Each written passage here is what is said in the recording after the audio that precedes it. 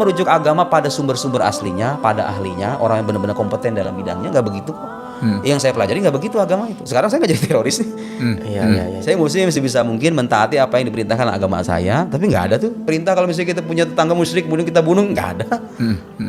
Jadi keengganan orang untuk beragama tuh kadang-kadang Mas, karena bermula dari kesalahpahaman tentang agama. Ada kalanya orang nggak beragama itu bukan karena benci agama, bukan, karena dia salah paham tentang agama. Makanya kita harus mengoreksi. Itu secara personal ya Mas ya. Secara sosial, agama mengatur hubungan antara kita dengan makhluk yang lain. Ya dengan sama manusia, dengan hewan, dengan binatang, dengan tumbuhan.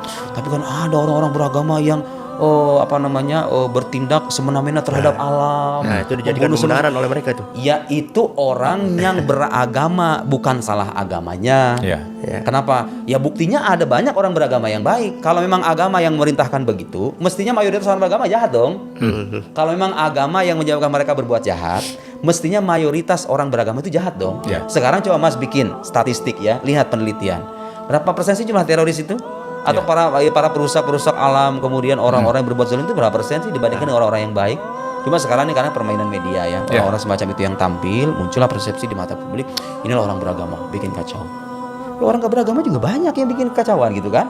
Cuma nggak ketahuan, nggak terpublish, iya. Jadi saya kira itu. Terus sekarang bikin ada logika semacam ini Mas. Itu katanya koruptor juga rata-rata Muslim loh. Beragama itu kan. Apa gunanya agama kalau begitu? Logikanya harusnya dibalik begini. Dengan adanya agama aja orang masih bisa korupsi. Apalagi kalau agama nggak ada. Paham nggak maksud saya? Paham. Jadi Anda jangan mengatakan apa gunanya agama kalau masih ada orang-orang Muslim yang koruptor, yang berbuat zolim. Paling kasus kemarin itu saat yang pengasuh panti yatim. Iya. Pedofil apa? Iya, orang pesantren gitu ya. Pengasuh panti asuhan.